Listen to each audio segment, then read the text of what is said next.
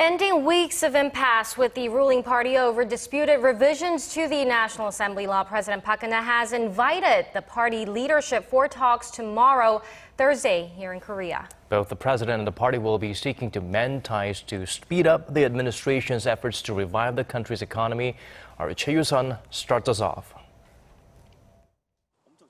President Park Geun is expected to emphasize the need to have a strong cooperative relationship between the presidential office and the ruling Saenuri Party when she meets the party leadership at her office on Thursday.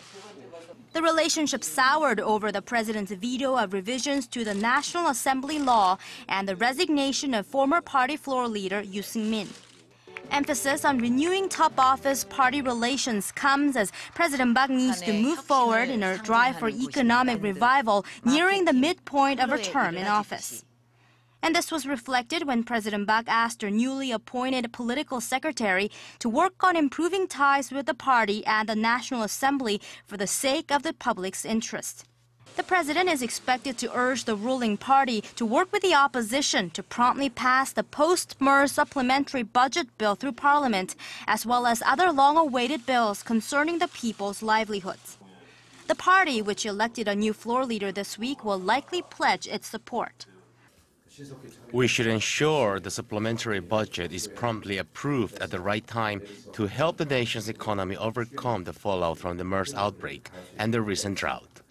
The party is also pushing to immediately normalize consultative channels with the presidential office and even having the president and party leader Yoo Seong meet on a regular basis.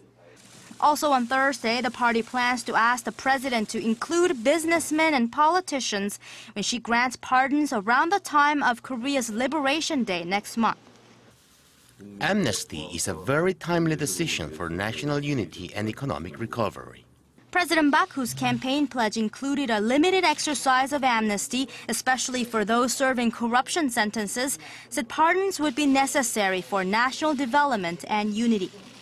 In display of her faith in the party, President Park is also expected to have a one-on-one meeting with party leader Yoo Seong separately. Choi You, Arirang News.